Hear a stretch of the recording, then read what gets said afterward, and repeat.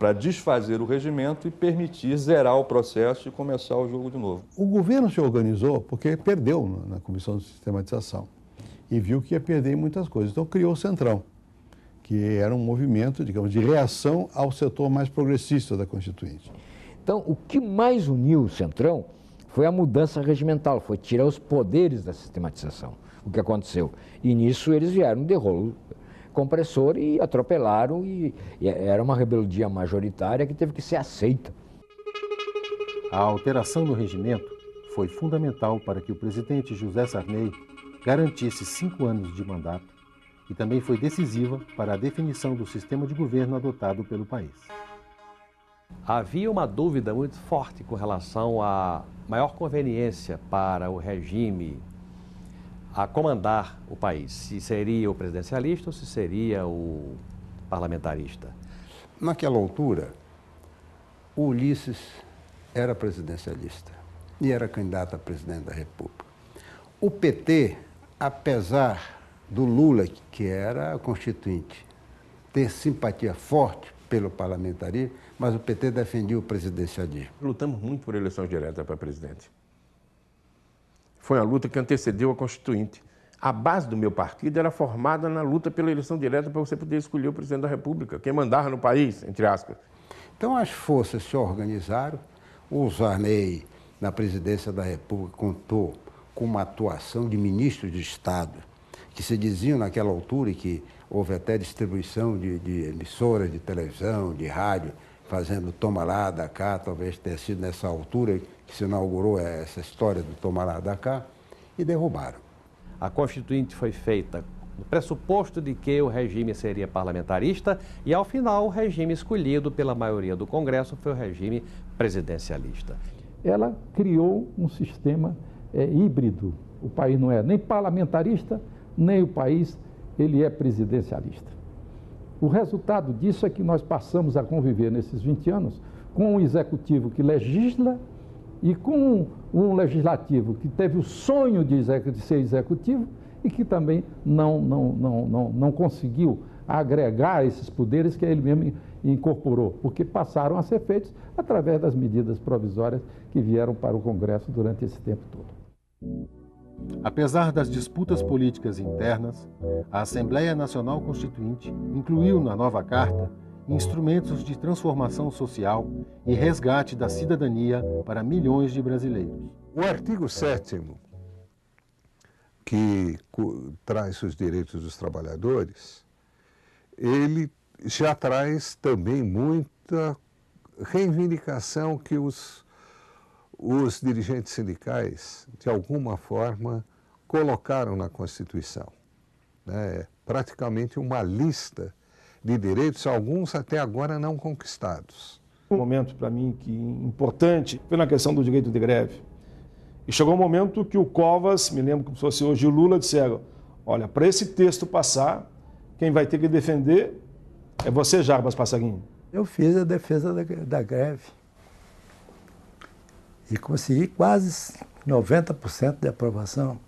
Nós começamos a fazer uma campanha nacional, sobretudo a partir do ABC, pela redução da jornada de trabalho para 44 horas semanais. A gente começou a trabalhar nessa reivindicação 3 anos antes da Constituinte, e na Constituinte conseguimos de uma vez só reduzir de 48 para 44. O aviso prévio, a questão das férias mais 1/3, a própria liberdade e autonomia sindical. A questão, por exemplo, da licença paternidade, que era uma novidade, só os suecos tinham essas coisas. A multa de 40% no ato da demissão, né, já dificultava, né, não era estabilidade, pelo menos já dificultava os empresários a demitirem. O salário mínimo capaz de satisfazer as necessidades, aí bota todas as necessidades do trabalhador e de sua família, nacionalmente unificado, etc., que não pode servir de indexador. O Fundo de Amparo ao Trabalhador, que está previsto na Constituição, financiando o seguro-desemprego, que nunca mais teve problema de financiamento. O serviço público não tinha absolutamente nada, não podia nem criar sindicato. Pela concepção do Estado, e de quem dominou o Estado nesse período, o servidor público não tem patrão. Então, como ele não tem patrão, não tem contradição. Não tem contradição, para que greve? Para que sindicato? Claro que com o processo de modernização, democratização, se criou os sindicatos. Que eu não saía de Brasília. Nós estávamos a todo momento conversando com os deputados, com o relator, que era o Bernardo Cabral, na ocasião, nós conversávamos com todo mundo, mas nós não falávamos só de reivindicações trabalhistas. Nós estávamos, sim, preocupados com a Constituinte como um todo. Então, muitas vezes, a discussão com meus companheiros da Fiesp, da CNI, eu tinha muitas vezes dificuldades nas negociações, porque também alguns líderes sindicais e alguns líderes partidários, muitas vezes tinham propostas mais diferenciadas, mais radicais, e isso dificultava, mesmo eu sendo um homem tolerante, conciliador, mas tive muitas dificuldades nessas negociações. No entanto, na maioria delas, nós tivemos realmente resultados e alcançamos êxito. Se o parlamento hoje trabalhasse só na regulamentação daquilo que ficou para regulamentar na Constituinte, já tinha trabalho de sobra. 88 era um ano eleitoral, tinha eleição municipal no país inteiro. Os deputados da direita sumiram do plenário e foram fazer eleição. Isto nos dava uma vantagem competitiva enorme. Na hora da negociação de liderança, a gente dizia, olha, se não passar isso, pelo menos, a gente estoura a sessão. Então, nós fomos conseguindo um montão de vantagens. Havia os placares que as centrais sindicais espalhavam pelas praças e ruas do país, em outdoor, vejam quem votou assim, vejam quem votou assado. Isso era um peso fundamental. Eu ganhei muito voto de negociar a cara do sujeito na terra dele. Um dizia assim para mim, tá bom, eu não posso votar com vocês, eu vou votar contra, mas faz uma coisa, Plínio, essa outra aqui que você quer, eu voto, mas desde que vocês não põem outdoor, pelo menos na minha cidade. O DIAP jogou um papel fundamental, porque o DIAP também já foi dando nota para os constituintes, que tinham posições mais avançadas e as posições consideradas por nós mais conservadoras. Saúde, previdência e assistência social tiveram avanços significativos na Constituinte. Existia um movimento já nacional no sentido de criar um sistema diferente de atendimento à saúde. Era a área que tinha mais clareza, né, do que queria e de como deveria ser feita uma reforma no Estado brasileiro para se avançar numa política social. E aí veio a grande proposta da reforma sanitária, viu? Com pressão de todos os profissionais de saúde engajados nesse momento político, dentro do Congresso Nacional, para que então se estabelecesse o Sistema Único de Saúde. Nenhuma outra área de política pública fez uma reforma tão profunda como essa. Acabou se demonstrando como talvez, se não o maior, um dos maiores projetos de inclusão social do país. Quer dizer, a gente reclama que não está bem, que as coisas não vão bem, etc., mas esse projeto incluiu todo mundo no sistema de saúde. Apesar de mal financiado, atendeu no ano passado, 2007, os brasileiros mais de 4 bilhões de vezes. Isso praticamente num país tão desigual como o Brasil, isso é quase uma revolução social em termos de proposta. E essa reforma andou. Aqui tem um artigo que diz o seguinte, quem trabalhou na roça, no seu sitioca, para comer e para vender alguma coisinha, e não pagou INSS, nem sabia que existia INSS, tem direito a um salário mínimo.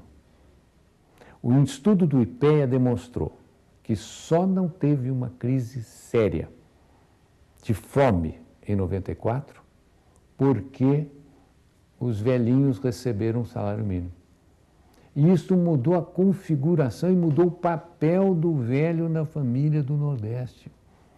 Ele deixou de ser um peso e virou um valor. Teve uma medida que pareceu, assim, está num inciso que deve ter uma linha, que diz o menor benefício de prestação continuada na área da Previdência, da Seguridade Social, nunca será inferior ao mínimo, ao salário mínimo. Mas muitos já eram. Então teve uma elevação geral.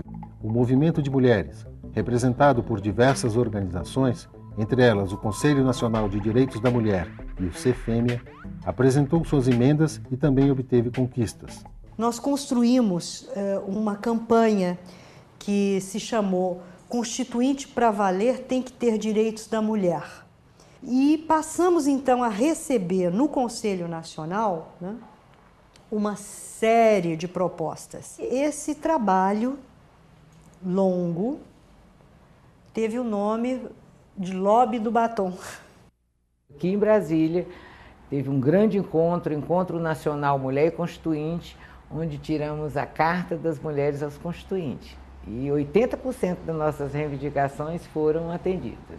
Você efetivamente escreveu que os homens e as mulheres têm direitos iguais, são iguais perante a lei. Então, o pátrio poder não existe mais, né?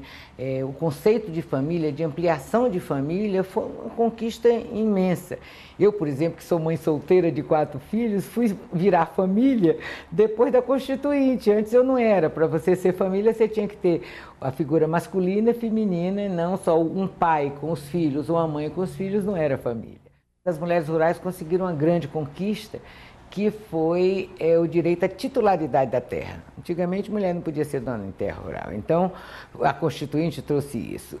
E muito importante, porque muito avançado, a licença paternidade. Todo mundo ria da minha emenda da licença paternidade e diziam que era coisa de índio. E havia um lobby empresarial fortíssimo para que ela não fosse aprovada. Minha mulher estava grávida, nasceu minha filha no dia 14 de dezembro. E ela não foi bem de parto. Eu não consegui dormir, porque minha filha chorava à noite, recém-nascida, e minha mulher não conseguia atendê-la. E eu fiquei de pai e babá, e enfermeiro da menininha e da mulher. Vim para a Constituinte de táxi, para chegar embaixo do plenário, na chapelaria. E ao entrar no plenário, a deputada Rita Camata estava sendo aplaudida de pé, tinha acabado de aprovar a licença maternidade. E não cheguei a cumprimentá-la porque Ulisses fez uma jocosidade, fez uma piada a respeito da minha emenda, que seria a seguinte: o plenário inteiro caiu no riso. E eu me incomodei. E fui me dirigindo a ele para tomar uma satisfação da piada, quando ele fez outra piada. Eu resolvi subir à tribuna, mesmo não estando inscrito, sabendo que Ulisses ia me caçar a palavra. Comecei a contar histórias de mães que tinham morrido na sala de parto em que eu estava presente como pediatra. Minha dificuldade para dizer para o pai que ele tinha perdido a mulher e ganho um filho, e o que acontecia sempre com o pai depois. O pai optava pela família e geralmente perdia o emprego. Olhei para o Ulisses Guimarães, vi que ele estava emocionado também e disse: Vossa Excelência perguntou por onde eu andava esses dias. Estava cuidando da minha família. Reaprendi a brincar, reaprendi a cantar, reaprendi a dançar, reaprendi a ser gente. E essa, senhor presidente, é uma emenda séria, de gente. E desci e chorei também, né? O plenário inteiro chorava. Aprovei com 387 votos contra uns poucos votos contra. A presença dos índios na Constituinte foi marcante e assegurou um capítulo especial na Constituição dedicado aos direitos indígenas. Um dos temas mais polêmicos foi a demarcação de terras. Como é que se vai definir o que é área indígena? Primeiro, foi preciso superar a resistência que se reconhecessem direitos aos índios. E depois, a questão da terra. E aí é que se consagrou uma forma que está lá na Constituição, que as terras indígenas pertencem ao patrimônio da União. O índio não é proprietário. Porque se dizia assim, não, mas o índio não tem experiência, ele vai ser enganado, ele vende a sua terra. Não, então ele não é proprietário. O proprietário é a União. Mas ficou assegurada ao índio a ocupação permanente. Permanente do quê? Aí também houve uma grande discussão. O que é área indígena?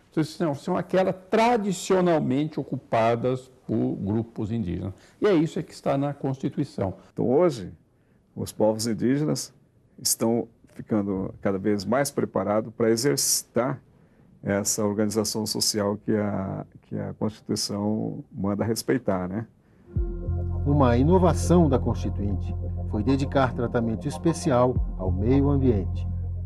A Constituição de 88 é um marco divisor fundamental na questão ambiental no Brasil. Havia muita polêmica, inclusive se deveria ou não constar alguma coisa sobre o meio ambiente, porque muitos juristas diziam que essa não era matéria constitucional. E daí nós começamos um trabalho muito interessante, que foi formar a Frente Verde no Congresso Nacional. Poucas áreas foram tão importantes do ponto de vista instrumental como nós tivemos no capítulo de meio ambiente. Quer dizer, ele permitiu os avanços, ele amparou concretamente as demandas judiciais, ele deu um outro status para questões ambientais. O estudo de impacto ambiental é o que proporciona à sociedade discutir determinados projetos, determinadas iniciativas que antes da Constituição de 88 praticamente eram colocadas sem nenhuma discussão para a sociedade. Nós tivemos a discussão, inclusive, da bomba atômica brasileira. Eu acho que a Constituição brasileira ajudou muito, quer dizer, a consciência ambiental e, inclusive, os avanços que nós tivemos após a Constituição de 88. Quer dizer, a Constituição brasileira, passados 20 anos, ainda é considerada um modelo para os outros países.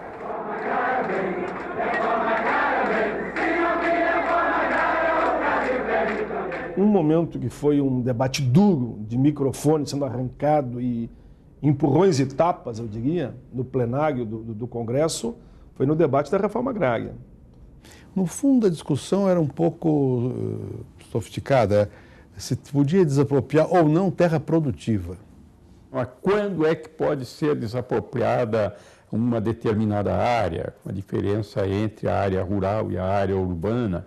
E aí houve uma participação forte dos grandes proprietários, impondo uma série de restrições que ainda hoje estão na Constituição. Esse foi o pomo de discórdia. Depois nós acabamos contornando e dizendo que, dependia da função social da propriedade. Naqueles dias, nós tivemos uma coisa inusitada no país, que foram a elite rural fazendo passeata para reivindicar os seus direitos.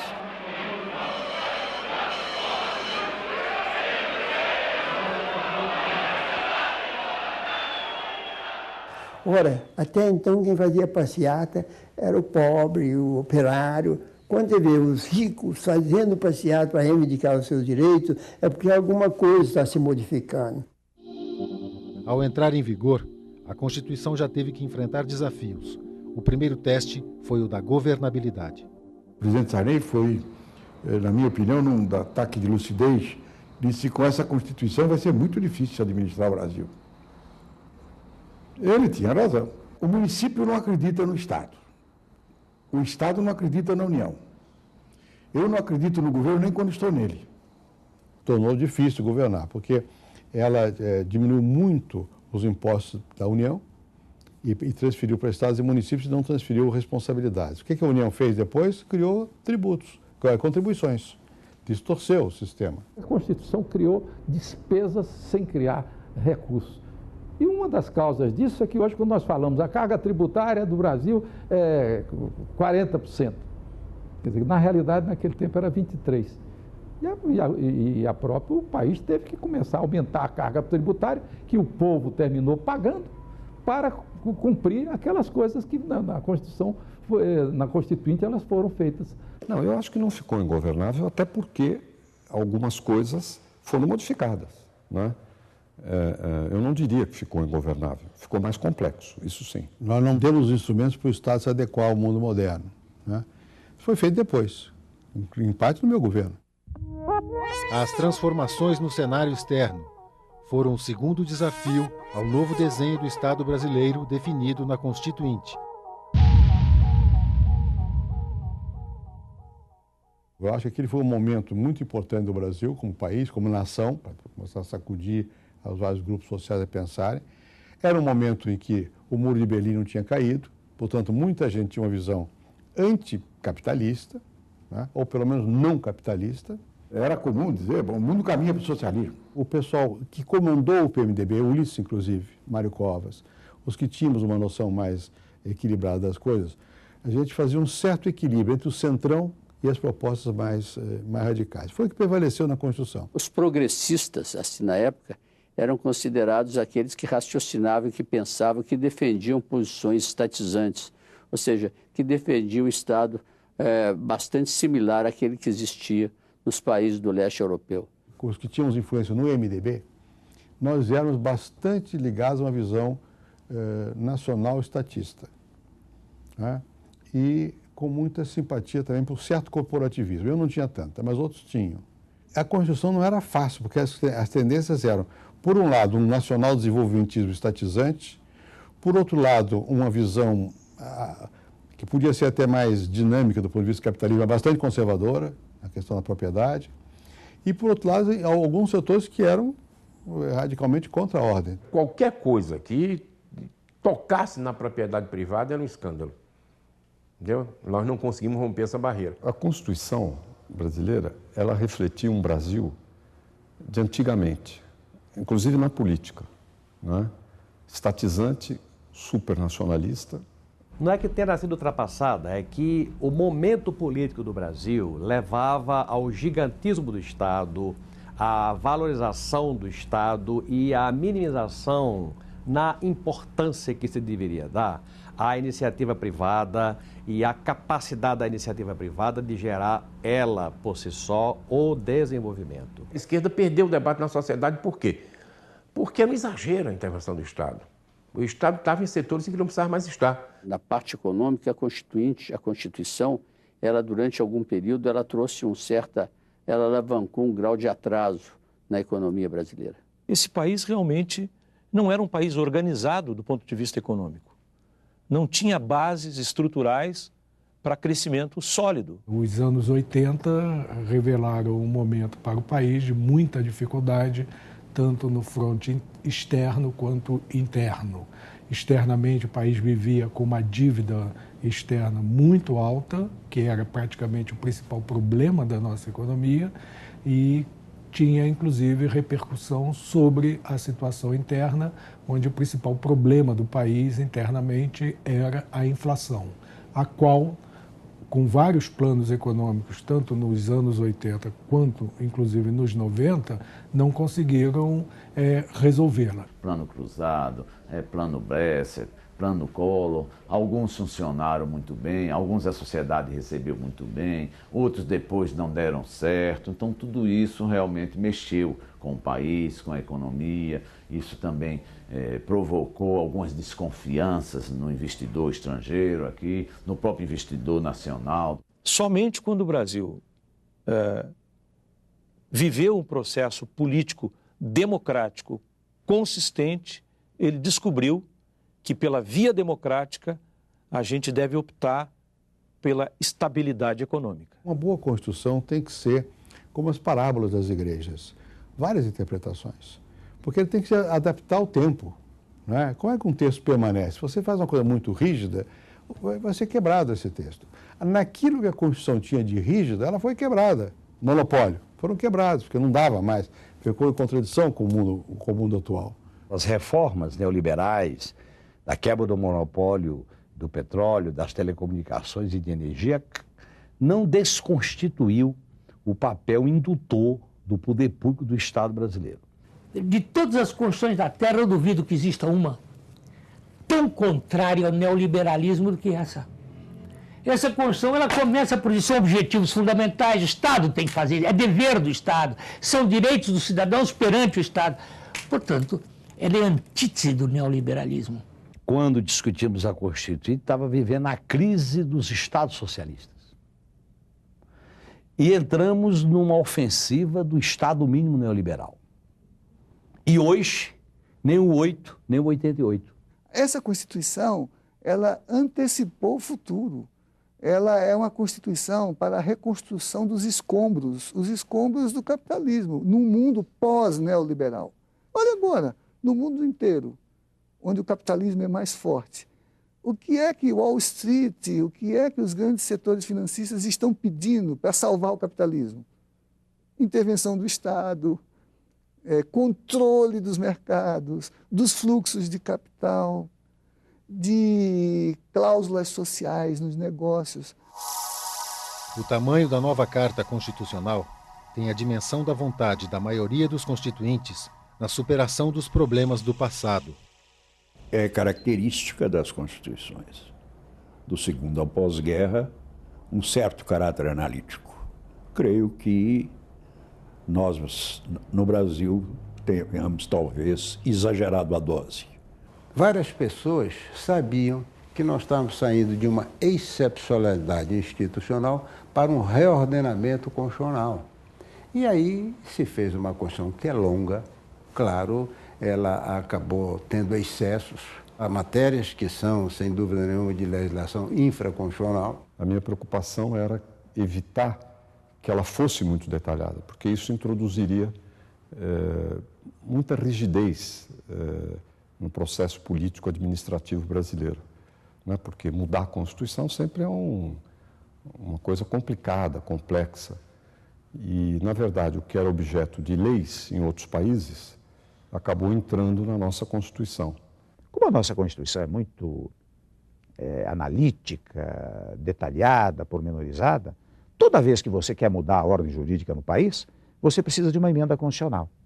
Por isso que nós já temos hoje 53 emendas, mais 6 emendas de revisão, são 60 emendas constitucionais no nosso país. O legislador ordinário ficou muito apequenado, porque ele não pode criar muitas normas, tendo em vista que tudo está estampado na Constituição. A gente não olhava para o futuro. A gente só queria apagar o passado. E tudo que nós fazíamos era tentando corrigir erros do passado. Nós emergíamos de um sistema de 20 e poucos anos de ditadura militar. Então havia uma preocupação em segurar a democracia, garanti-la. Então.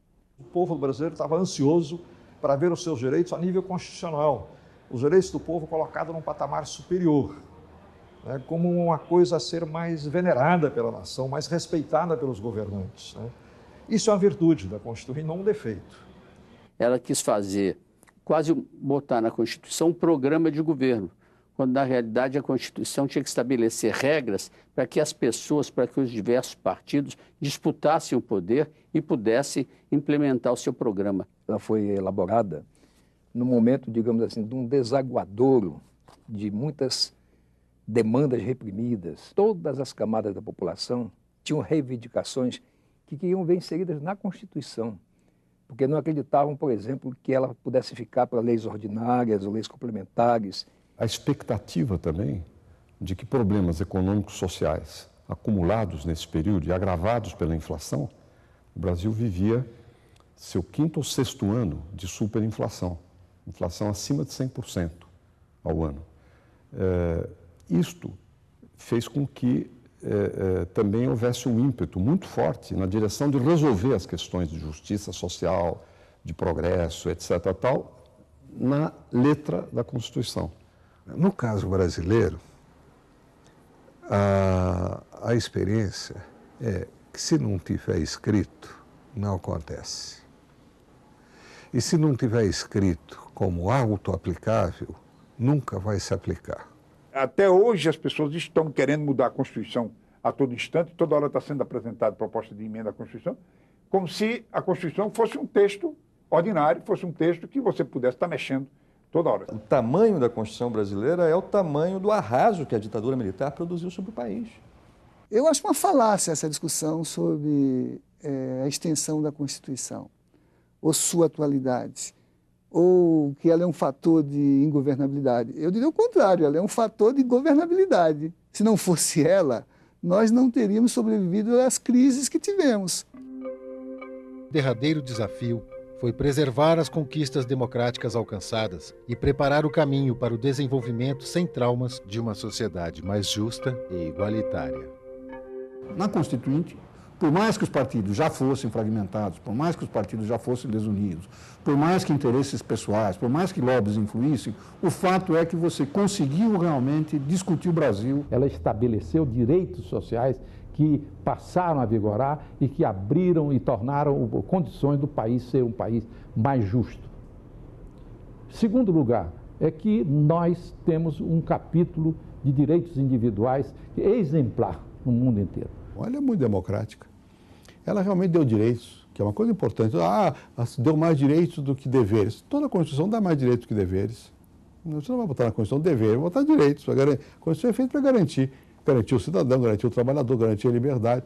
Isso está lá, eu acho que isso está bem na Constituição. Chegar-se ao fim de um processo de impeachment, né, na América Latina, sem sequer murmúrios de intervenção militar, de pressões militares, né, e outras crises que sucederam, me parece que dão, em termos institucionais de construção da democracia, um saldo extremamente positivo à Constituição. A Constituição ajudou muito a afirmar essa consciência de que todos nós somos responsáveis pelo país. Acho que essa foi uma conquista que veio dos movimentos populares, mas que a Constituição legitimou. A Constituinte foi mais um capítulo na derrota da esquerda. O Golbery foi o grande vitorioso. O Golbery conseguiu uma transição lenta, gradual e segura. E nós queríamos uma transição rápida, entendeu? Mais radical, e não tínhamos nenhum problema com segurança. Esse texto não existe mais, né? Esse texto aqui é um documento histórico. A Constituição que nós temos aí não tem nada a ver com isso. Este aqui é contraditório, né? Mas ele tem elementos fundamentais que permaneceram. Quer dizer, o que restou é extremamente importante e nós temos que defender com unhas e dentes. Se você focar em cima dos constituintes da época, você vê uma vontade imensa de muita gente boa de transformar o país. A Constituição brasileira é muito boa. Mesmo tendo sido duramente atacada por inimigos, ela ainda é uma grande Constituição. E ela proporcionou, nesses 20 anos, um progresso e uma evolução. A Constituição garantiu a estabilidade e a solidez das instituições democráticas no Brasil. Esperamos que por longo e longo tempo. Então, ela tem seus problemas, mas eu considero que o resultado final foi bastante razoável, generoso e que vai acabar produzindo um país com um crescimento robusto, com liberdade. E é só você comparar realmente hoje o que era o país há anos atrás, o que é hoje. É claro que cada vez mais temos que melhorar na questão da educação, na questão da eliminação da miséria, que a todos nos humilha, entendeu? E a própria redução da pobreza. Eu acho que a ousadia minha de estar falando isso, mas eu não tenho medo de fazer um congresso revisor novamente. Eu acho que o povo está muito amadurecido. A Constituição, tanto mal falam dela, mas que é das nossas constituições a mais humana, é a única que abre o seu pórtico com os direitos e garantias individuais, com as garantias fundamentais. Nas constituições passadas, isso era lá no meio. Primeiro conversava com o Estado, hoje não. A figura central da nossa Constituição de 88 é o ser humano. Uma dos principais fundamentos e objetivos da Constituição é permitir uma alternância de poderes no campo democrático. Tivemos várias eleições funcionando com plena liberdade, um sistema que hoje é copiado em vários lugares do mundo, a justiça eleitoral cada vez se aperfeiçoando mais no controle das eleições. O Brasil de hoje é um país essencialmente democrático. Não acredito que haja uma pessoa que seja capaz de contestar isso, que esse país é uma verdadeira e sólida, indestrutível democracia. É indiscutível que a Constituinte nos levou ao Estado Democrático de Direito, que era a grande e maior aspiração daquele momento. A Constituição de 88 é, de longe, a mais democrática de todas as que o Brasil já teve. Mas não há dúvida que nós entramos num clima de segurança institucional como nunca se viu na história constitucional brasileira. Eu não vejo a menor possibilidade de retrocesso nem no campo político, nem no campo econômico, nem no campo social. Nós nunca tivemos 20 anos de democracia de massa contínua em 508 anos da história. Nunca antes nesse país, né, como se diz por aí. Né? Isso é privilégio da Constituição de 88 e só por isso ela merece respeito. Durante muito tempo nós identificamos o orgulho nacional com a ditadura militar. Identificávamos o hino e a bandeira com o regime de força. Eu acho que a devolução do Brasil a si próprio, que ocorreu com a Constituinte, deu a todos nós, não o dever, o direito de cultuar a nossa história, o nosso hino, a nossa bandeira, a nossa capital. Este sentimento não é mais propriedade de ninguém. Prometo manter, defender e cumprir a Constituição, observar as leis, promover o bem geral do povo brasileiro, sustentar a união, a integridade e a independência do Brasil.